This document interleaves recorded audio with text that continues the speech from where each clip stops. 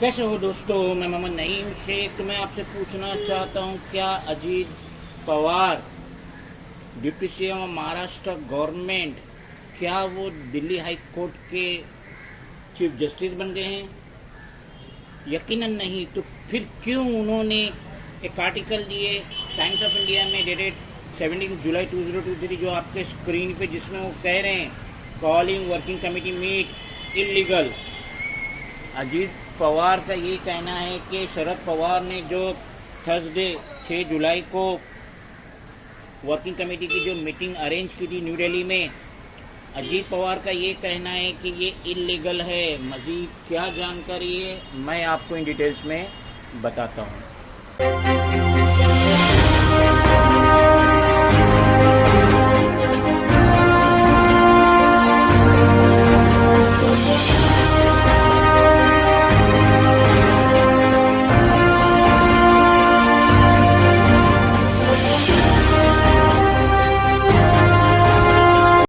किस्सा कुछ यूँ है कि शरद पवार ने 6 जुलाई थर्सडे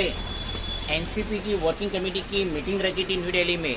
और जैसे ही अजीत दादा पवार को इसका पता चला, उन्होंने स्ट्रिक्ट ऑब्जेक्शन लिए, स्ट्रॉन्ग ऑब्जेक्शन लिए।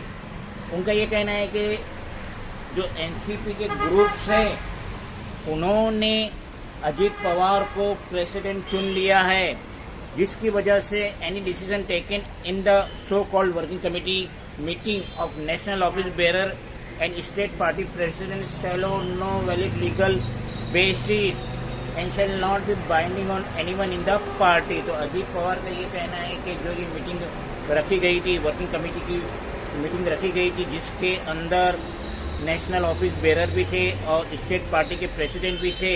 तो उसकी कोई मान्यता नहीं है, वो इलीगल है। और उसमें जो भी डिसीजन लिया जाएगा वो पार्टी के किसी भी कार्यकर्ता, किसी भी ऑफिस बेरर, किसी भी ओहदेदार पे लागू नहीं होता है। न्यूज़पेपर में मजीद बताया गया है कि अजीत पवार ने जो है अपना पिटीशन फाइल करे हैं इलेक्शन कमीशन ऑफ इंडिया के सामने, जिसमें उन्होंने डिक्लेयर किए कि he represents the real NCP and therefore the name of the party along with the symbol should be granted to him.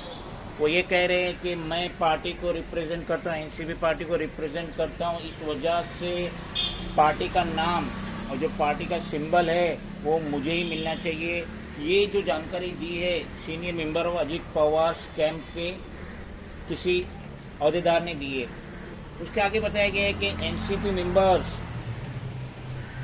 कह रहे हैं कि डिस्प्यूट जो है रियल एनसीपी के लिए वो सिर्फ जुरिडिक्शन में इलेक्शन कमीशन ऑफ इंडिया, जिसकी वजह से no person within the party has any authority to call for any meeting of the national executive committee till such time as the dispute is finally decided by the Election commission of India. जैसा कि election commission of India के पाले में gain है, और जब तक वहाँ से कोई डिसीजन नहीं आता तब तक कोई भी इंसान, कोई भी शख्स विद इन द पार्टी, उसको कोई अथॉरिटी नहीं है कि कोई मीटिंग कॉल करे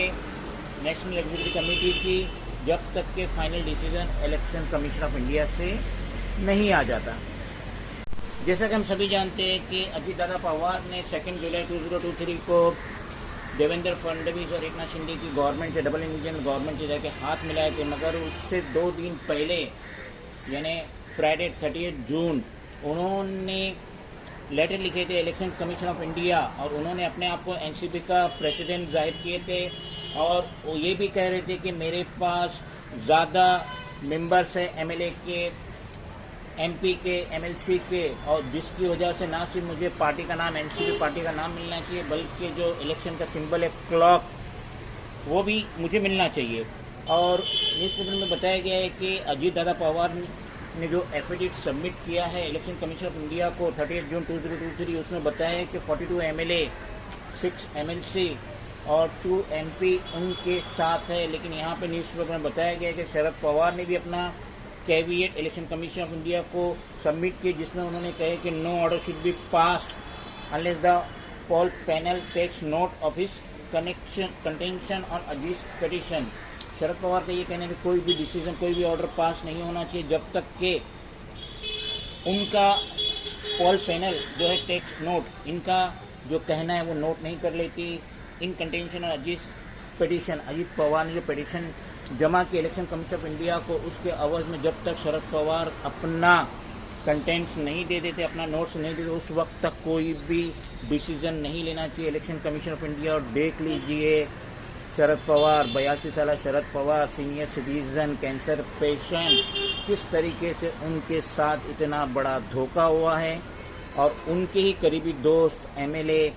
एमपी, एमएलसी, जिनको शरद पवार ने ही खड़ा किया, आज शरद पवार को धोखा देके चले गए। इसीलिए कहते हैं कि पॉलिटिक्स में ना कोई किसी का मुस्तकबिल का दोस्त होता है, ना दुश्मन होता है, और हर एक को अपनी सीट, अपनी पोस्ट और अपनी पोजीशन की फिक्र रहती है। खुदा हाफिज। Friends, if you think that this video is valuable, then please do like, share, comment, subscribe, and please press the bell icon button. Thank you.